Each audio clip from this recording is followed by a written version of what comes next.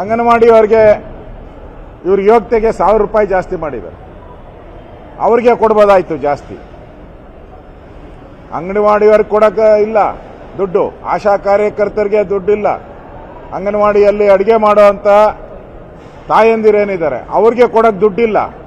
ಈ ಕಾಂಗ್ರೆಸ್ ಲೂಟಿಕೋರರಿಗೆ ದುಡ್ಡು 40,000 25,000 ಲೂಟಿ. ಇದರ ವಿರುದ್ಧವಾದಂತ ನಮ್ಮ ಹೋರಾಟವನ್ನ ನಾವು ಮಾಡ್ತಾ ಇದ್ದೀರಿ. ಮತ್ತೆ ಶಾಸಕರಿಗೆ ಅಗೌರವ ಮಾಡ್ತಾ ಇದ್ದಾರೆ.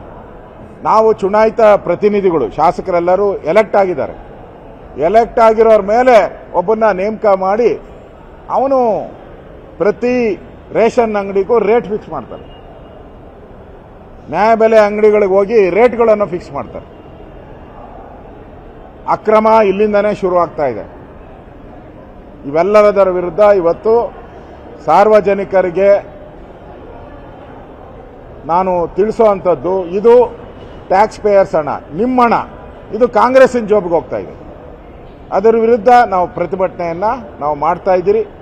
ನಾಳೆನೂ ಕೂಡ ಕೆಂಗಲ್ ಹನುಮಂತಯ್ಯ ಸ್ಟ್ಯಾಚ್ಯೂ ಎದುರುಗಡೆ ಸಂವಿಧಾನವನ್ನು ಉಳಿಸಿ ಸರ್ಕಾರದ ಹಣವನ್ನು ರಕ್ಷಿಸಿ, ಸಂವಿಧಾನವನ್ನು ಉಳಿಸಿ ಸರ್ಕಾರದ ಹಣವನ್ನು ರಕ್ಷಣೆ ಮಾಡಿ ಅಂತೇಳಿ ಘೋಷಣೆಯನ್ನು ನಾವು ಕೂಗಿ ನಾಳೆ ವಿಧಾನಸಭೆ ಒಳಗಡೆ ಮತ್ತೆ ನಾವು ಧರಣಿಯನ್ನು ಪ್ರಾರಂಭ ಮಾಡ್ತೀವಿ.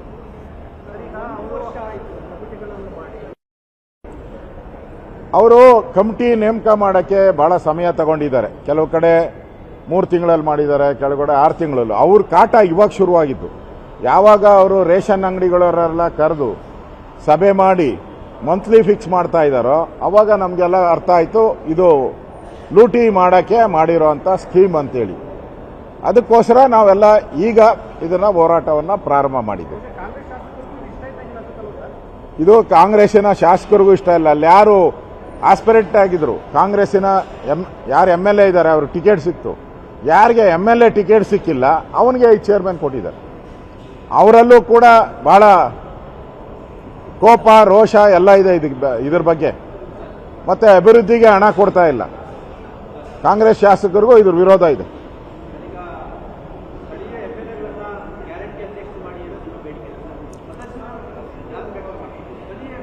ಯಾವ ರೀತಿ ಆಶ್ರಯ ಯೋಜನೆ ಇದೆ ಮನೆಗಳು ಕೊಡೋದು, ಯಾವ ರೀತಿ ಅಂಬೇಡ್ಕರ್ ಯೋಜನೆ ಇದೆ, ಯಾವ ರೀತಿ ಬಗರುಕುಂ ಸಾಗುವಳಿ ಯೋಜನೆ ಇದೆ, ಯಾವ ರೀತಿ ಆಸ್ಪತ್ರೆ ಸಮಿತಿ ಇದೆ, ಅದಕ್ಕೆಲ್ಲದಕ್ಕೂ ಕೂಡ MLA ಅಧ್ಯಕ್ಷರಿರ್ತಾರೆ. ಮೆಂಬರ್ಸ್ ಎಲ್ಲ ಕಾಂಗ್ರೆಸ್ ಅವರು ಇರ್ತಾರೆ. ಅದೇ ರೀತಿ ಇದನ್ನು ಮಾಡಿ. ಇದೊಂದೇನು ಸ್ಪೆಷಲ್ ಆಗಿ ಮಾಡಿದ್ದೀರಾ? ಇದು ಸಂವಿಧಾನದ ವಿರೋಧಿ, ಪ್ರಜಾಪ್ರಭುತ್ವದ ದಮನ. ನಮ್ಗೇನು ಅದನ್ನ ಅವ್ರನ್ನ ಉಪಾಧ್ಯಕ್ಷರು ಮಾಡಿಬೇಕಾದ್ರೆ ನಮ್ದೇನು ಅಬ್ಜೆಕ್ಷನ್ ಇಲ್ಲ. ಆದರೆ MLAಗಳ ಅಧಿಕಾರವನ್ನ, ಸಂವಿಧಾನದತ್ತಕವಾಗಿ ಇದ್ದಂಥ MLA ಅಧಿಕಾರವನ್ನ ಮೊಟಕು ಮಾಡುವಂಥದ್ದು ನಾಳೆ ನಿಮಗೂ ಇದು ಸಮಸ್ಯೆ ಆಗ್ತೈತೆ. ಆ ಎಚ್ಚರಿಕೆಯನ್ನು ಕೂಡ ಕಾಂಗ್ರೆಸ್ ಅವರು ಕೊಡ್ತಾ ಇದ್ದಾರೆ. ಈ ಹೋರಾಟವನ್ನ ಮುಂದುವರಿಸ್ತೀರಿ. ಸಂವಿಧಾನ ಉಳಿಸಿ ರಾಜ್ಯದ ತೆರಿಗೆದಾರರ ಹಣವನ್ನು ರಕ್ಷಿಸಿ.